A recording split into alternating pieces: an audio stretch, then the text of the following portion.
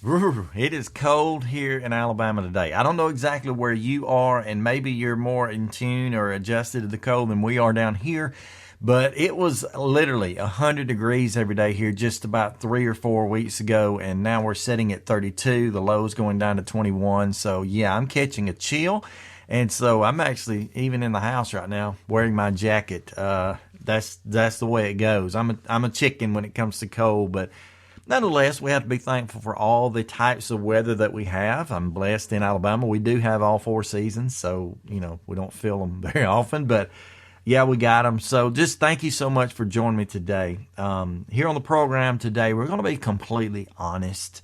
Okay, I think there's a time and a place for certain things, and there's always a time and a place for being honest. Okay, I'm going to be honest with you today about a few of the shortcomings, shortfalls, missteps, whatever it is you want to call it, that I have in my life.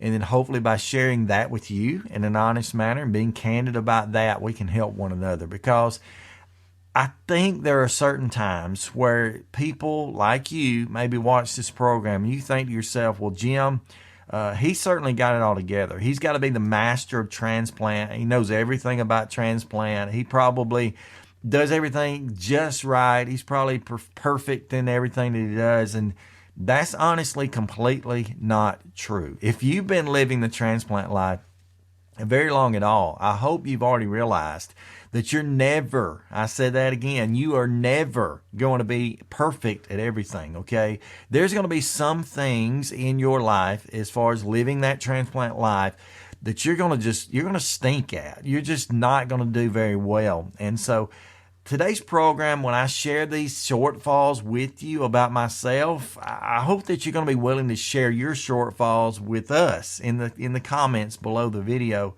so that we can all motivate one another. Because at the end of the day, as I've told you so many times, I like to advocate, educate, and motivate. And this will actually be motivation, I think, by the time we finish this out. Okay, so I'm going to list for you several things that I don't do well in my life with. Is that how you say that? But things that I feel like I stink at. Okay. Number one, first and foremost, I don't keep a consistent diet. Okay. I know I preach here on the program all the time, being healthy with your diet, being clean with your diet, eating lots of fruits and vegetables, avoiding a lot of sugars, salts, sometimes red meats, just really just living a good life. I always encourage you to eat something that's baked rather than something that's fried, to stay away from my typical loves in my life like cheeseburgers, chili dogs, and pizza. I tell you that all the time. And I've had so many programs where I've talked with you about that, about how I do my diet, how I try to use moderation in everything, where, if I may eat a cheeseburger for lunch, but come back supper time, I may eat a salad, eat something a little bit lighter, a little bit healthier. But I want to be completely honest with you. I don't really do that. I'm terrible, really, when it comes to my diet. Now, it's not something I'm always terrible with, but to be honest, it's something I've kind of, you lose sight, you lose focus, and you just kind of get worse and worse over time. And here lately, I have definitely begun to notice that I don't eat very well. Again, my favorites are coming back out: cheeseburgers, chili dogs. Over the weekend, with the excuse of it was time for the Alabama LSU game, so we had to have ball game food. So, man, I ate enough cheese dip to kill a mule. I'm chips and salsa and cheese dip type stuff, just junk food. I'm easily slipping back into that for a long, long time. For years, I drank nothing but water. Now, every time I pull up to a drive-thru, I go to someone's house. If they ask me if I want a glass of sweet tea, I take it. I want it.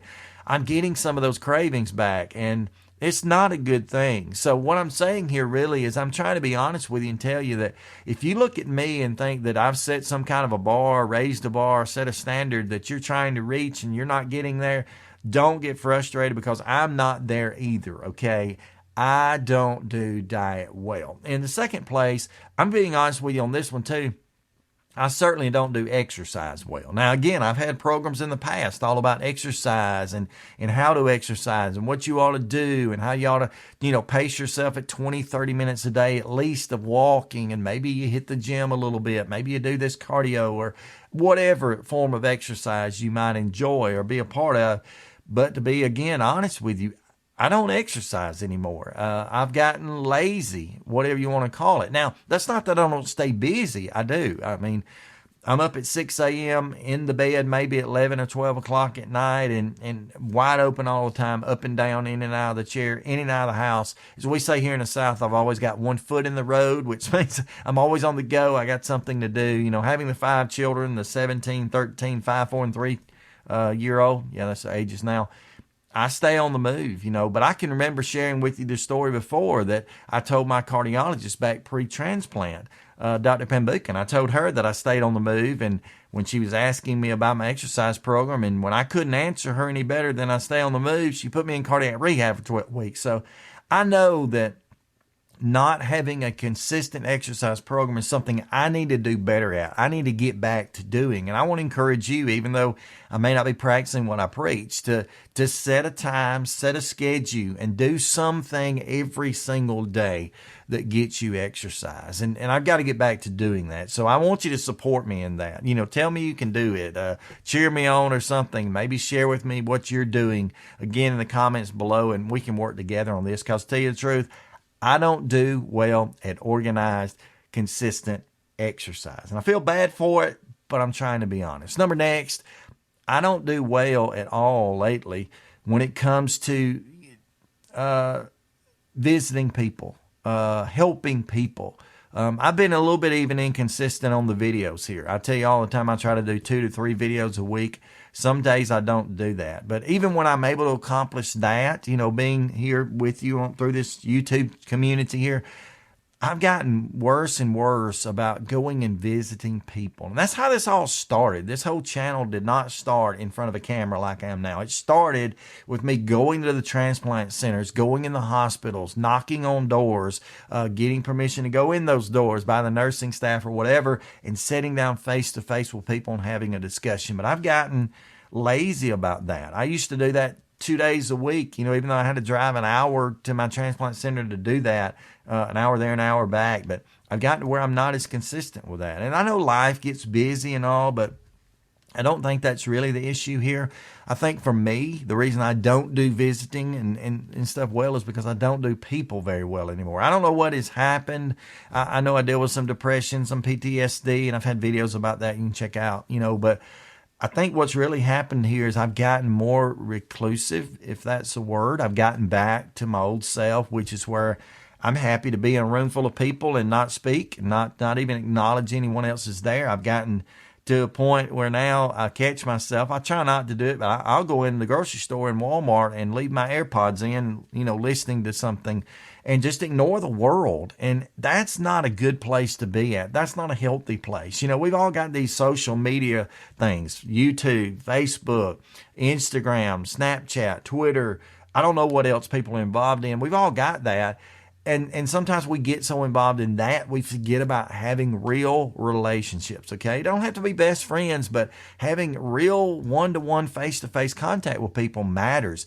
And I'm going to tell you the truth, I'm not doing very good with that right now. And I need your encouragement. I need you to encourage me by telling me that you are doing better at it, or that maybe you're doing worse, and we'll all improve together. But I'm not doing very well when it comes to that right now. You know, I don't do well when it comes, this is hard to admit, but I don't do well at all when it comes lately to getting a good night's rest. And I've had dozens of programs here in the past about getting a good night's sleep, how to get that good night's sleep, how necessary that good night's sleep is, how much it matters that we, you know, allow our bodies to recover at night. And that's what it's doing. It's recovering at night while we rest.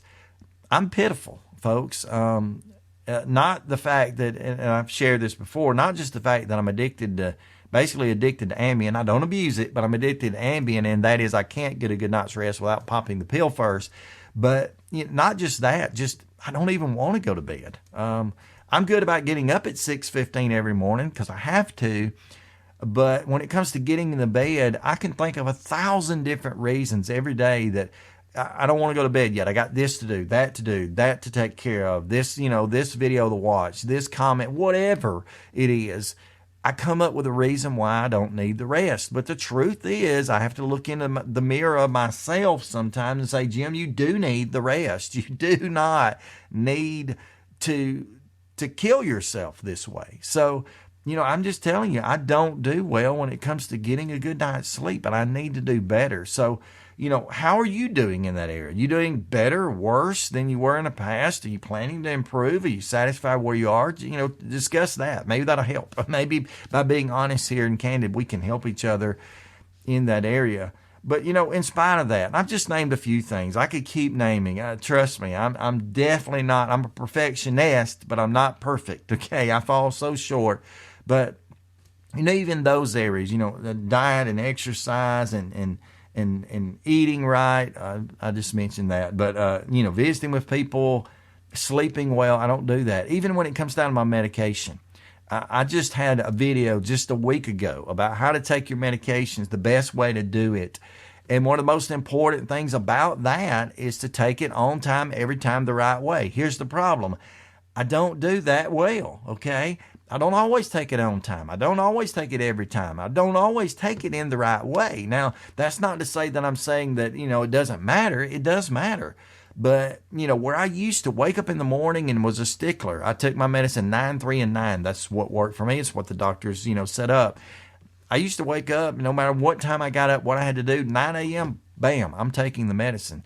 3 p.m., same thing. 9 p.m., same thing. Now it's more like I wake up, I might take it at 7, I might take it at 10. I might forget to take some of it altogether, which is definitely a no-no. My 3 p.m. doses, because they're only supplements, it's magnesium and calcium and vitamin D. Half the time I don't take it. And don't do that. Don't do what I'm doing, okay? I'm not practicing what I preach. So, then the nighttime dose is the same way, because I'm not going to bed. I'm not wanting to take my medicines at 9 because I'm not ready for bed, and some of those medicines make me drowsy, like the Ambien. I don't know what to say. I really don't. I'm just trying to be honest because I know that we're not perfect. I know this life is difficult and there's no excuse for it, but, they're just things I don't do well. But let me tell you something here, and this is where the real motivation comes in. I want you to look at me. Look right in these eyes. Try not to look at the ugly face, just the eyes. They're not pretty, but look me straight in the eyes, and let me tell you this. This is above everything what matters. I don't give up, okay? Regardless of my shortfalls, I don't ever give up, okay? I don't stop trying to do better. I don't stop striving to live better. I don't stop trying to, to make the next day a better day. And that's what I want to tell you. I don't care where you are on the transplant journey. You may be pre-transplant. You may be post-transplant. You could be post-transplant 1 month, 1 year, 10 years, 30 years. I don't know where you are.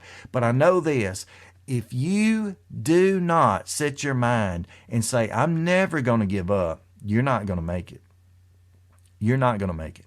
You've got to keep working. Don't get frustrated at yourself. I know maybe I am frustrated with myself and I shouldn't be, but don't get frustrated with yourself. Don't get to a point where, you feel like this life doesn't matter as much, because it does. Everything that's a part of our lives matters, and everything that's a part of our lives we need to do better at, and better at, but don't give up when you don't.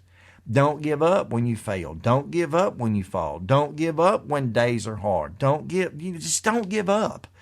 I can remember when I was a kid. I was probably 10, 11 years old. Probably been around for a long time since, before this. But I can remember seeing a picture. I actually printed the picture out and put it on my wall. Or no, I didn't print it. I didn't print it back then. Don't lie. There was no printers in the house. But I drew the picture out after seeing it. But it was a picture of a goose or a flamingo or something. I forget exactly what it is. Some kind of crane. Maybe it's a crane. White bird. But it was a crane, and he had in his mouth a frog, and the frog was completely in the mouth of the crane or whatever it was, with the exception that frog had his hands out around the neck, squeezing the neck of that crane. And the caption was, "Don't ever give up." Don't ever give up. And I don't know how many times since that point I've drawn that picture again, or printed that picture, or pulled it up on my phone screen, put it as my screensaver or something, just to remind me, don't ever give up. So there are things I don't do very well at. I know there are things with you that you don't do well at, but don't give up. Keep driving, keep striving, and live a better day. Thank you so much for joining me today. Thank you so much for allowing me to be honest with you, to be candid, and I welcome you to do the same. If you're willing to do it, comment below the video. Let us know some of the areas where you tend to fail or whatever, where you don't feel like you do enough or good enough. But as you're doing that, be honest with yourself and tell yourself, I can do better. I can get better, and I can do better, and I can certainly live better. Thank you so much for joining me today. Bundle up if it's cold where you are. Zip the jacket all the way to the top like mine is, which looks ridiculous, but hey, I'm here. Anyway, till next time, stay stronger, friends.